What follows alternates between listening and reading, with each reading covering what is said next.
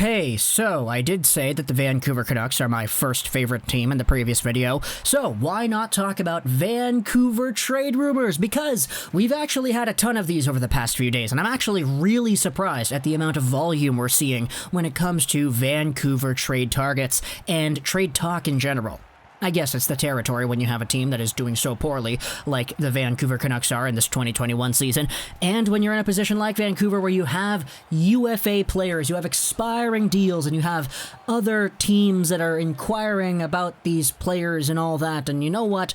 Let's just get into it. Firstly, we're talking about Travis Hamonic, because yesterday on Hockey Night in Canada, Elliotte Friedman dropped a little bit of a bomb on the broadcast talking about the Vancouver Canucks right-handed defenseman. Now, we know that Travis Hamonic was one of the more, I would say, well-received signings that the Vancouver Canucks made in the 2021 offseason. Now, a lot of that had to do with context, because Stetcher, Tanev, and Toffoli, and Markstrom, and all these guys left Vancouver, so Canucks fans were kind of mad that they couldn't retain any one of those guys. So the fact that they got Hamonic at the very end, he waited a little bit, he wanted to sign in the West Canadian market, and he did with Vancouver, so that's all good for him. He wanted to stay closer to home. So Canucks fans were kind of a little bit more lenient towards this one than a lot of the other moves that the Vancouver Canucks did, or at least not moves, but like non-moves, I guess. So Travis Hamonic, as the Chris Tanev replacement, so to speak, the dollar store version of Chris Tanev, I guess, a defensive guy who doesn't really produce, but who does have a pretty stable, defensively oriented role in the team. He's at 2 points in 19 games played right now. It's not really amazing, but, you know, you didn't really bring Travis Hamonic into this team to score a boatload of points now, did you? He's just the guy who is out there allowing Quinn Hughes to do his thing. You could debate whether or not that experiment has actually gone well. But, according to Elliotte Friedman, it's actually the Carolina Hurricanes who are out there inquiring about Hamonic. And you know, honestly, I mean, the Canes, they've always been a really strong defensive team in my eyes. I've always been a big fan of what exactly they have on the blue line.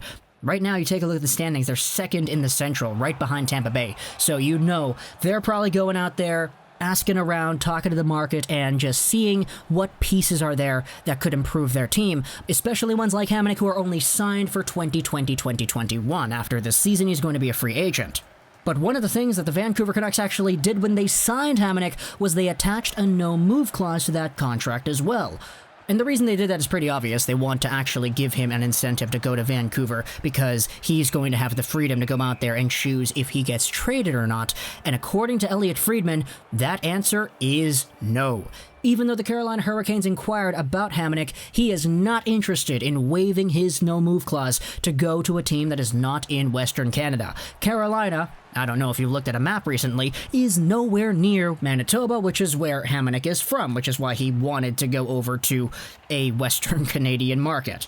So I would say unless it's Edmonton or Calgary, there's a very, very low chance that Travis Hamonic actually waives his no-move clause because, hey, this guy signed to play here, he is going to be here, he's got the right to accept a trade or not, and it is well within his right to go out there and reject any trade proposals because, I mean, he's the guy in charge, right? So those are the Hamonic rumors, the rejected trade talks with the Carolina Hurricanes. Let's move over onto another guy they also spoke about on the headlines part of the show. Tanner Pearson. This one was brought up by Chris Johnston, but the same information was also brought up with Rick Dhaliwal on the new Donnie and Dolly show, which is fantastic, by the way. Go ahead and check that out. Obviously, it's Donnie from Donnie and the Moj, and it is Rick Dhaliwal, also formerly of TSN 1040. So those two having their own show together, awesome stuff. But on that show, as well as on the Sportsnet headlines yesterday with Chris Johnston, there was a very strange kind of conversation going on about the Vancouver Canucks management because they highlighted on the shows how Jim Benning, a few weeks ago, told the media, hey, Tanner Pearson's a good guy, we like him, we're going to start having conversations with the agent on how we can bring him back because he's a good player, we're a team that would like to have his services and all that, and it would be an honor to have him playing for us again next year. Of course, he didn't say it verbatim like that. I'm kind of just paraphrasing right here.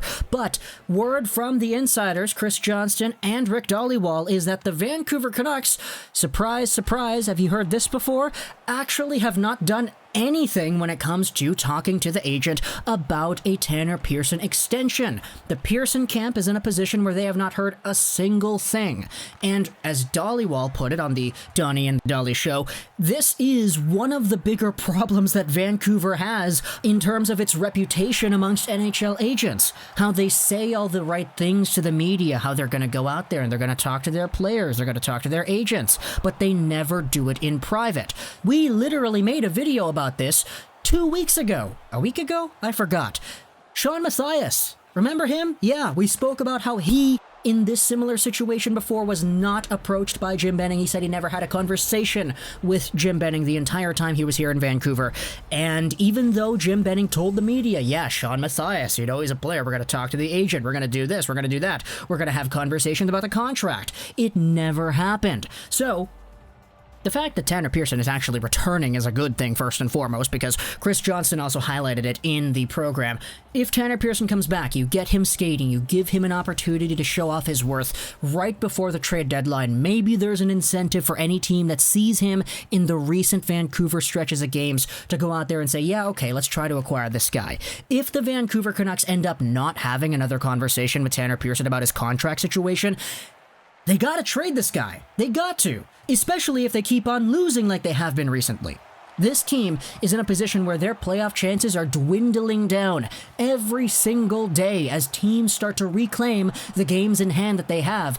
And you see these Edmonton-Toronto games going to overtime. You see these other games that are being postponed, delaying the inevitable, what is a Vancouver potential downfall in the standings. If this team is not in the playoff hunt by the trade deadline, and if the Vancouver Canucks are not in a position to go out there and actually have a conversation with Tanner Pearson and bring him back, you have to trade him. It's not going to work if you keep him around and let him walk in free agency like you did with Toffoli, like you did with Tanev and Stetcher and all these other guys. Hamuse and Verbata all those years ago. Different circumstances, I'm sure, but regardless.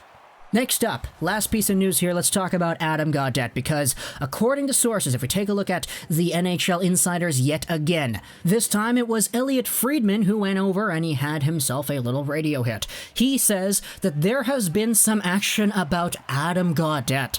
I think they're trying to work on something here. And you know what? If you know who I am and you've kind of seen me popping around in the NHL Canucks community, you know I don't want them to touch Gaudette, man. This guy is my favorite Twitch streamer, or at least one of my favorite Twitch streamers, going out there playing Warzone, but of course, ever since the NHL season had started back up, he hasn't played in a while. But regardless, Adam Gaudette is still out here as a piece that is apparently being explored on the trade block. Why the Vancouver Canucks would want to move Adam Gaudette? I could understand it, but you know what? I personally wouldn't do it. It all kind of just goes down to what you believe Gaudette is going to be and how long you think it is going to take him to get to where he can be. I've been a believer in Adam Gaudette ever since this guy made his debut with the Northeastern University Huskies back in the NCAA, but you can't deny the fact that Adam Gaudette this season has taken some form of a step back. He has been in the position where now he is not producing the same way he did last year, which I get it. He's still young. He's only 24. He's got some room to improve. We all know that he did have that stomach issue that was explained in detail recently, which is totally not fair for anybody out there. But he's in a position where if you want to trade Adam Gaudette, you should have done it last year, man. Like, Adam Gaudette's in a position where his value is at an all-time low. His play has honestly been pretty good, but he has been so snake-bitten, so unlucky this year, that the entire analytical picture for Adam Gaudette, even though the fancy stats may imply a player that is actually doing positive things out there, whom I absolutely believe is the case here, you're not going to get fair value for Gaudette back if you trade him now. That's my own personal opinion. If you wanted to trade this guy, if you don't see him fitting into the Vancouver Canucks top 9 of the future, then you should have traded him a year ago. Back when he was out there with 33 points in 59 games, 12 goals on the year. Trade him then, get some really good value back, and then you can work on your 2 years later plan, Jim Benning. I personally would not want to see Adam Gaudette go, but if he's in a position where he is in that territory where they want to explore a trade, this is the worst timing to do so. I can understand the idea of seeing him not fit into the lineup long term. He's 24, sure he's young, but that's kind of approaching the solidified NHLer state, and that's exactly what he was last year, man. 33 points. If you don't see him sticking around as a top 9 center, or if you want to be more flexible, a middle 6 kind of right winger or whatever, then okay, that's fine if you don't see that coming out of him long term, but man, it's just you're choosing the absolute worst time to trade him, I think, which is totally kind of whack, because I still do think he can be good. It's just whether or not you're patient enough to let that develop. That's the other thing, I guess. So talk to me in the comments what you think about Travis Hamonic, the rejection from the Carolina Hurricanes, Tanner Pearson and the Canucks not going out there and having communication with the agent, and the Adam Gaudette trade rumors that really kind of do just make me sad. But it is what it is, so let me know in the comments what you think about all that stuff. I hope you enjoyed this video / Trolls in the 99. And bye.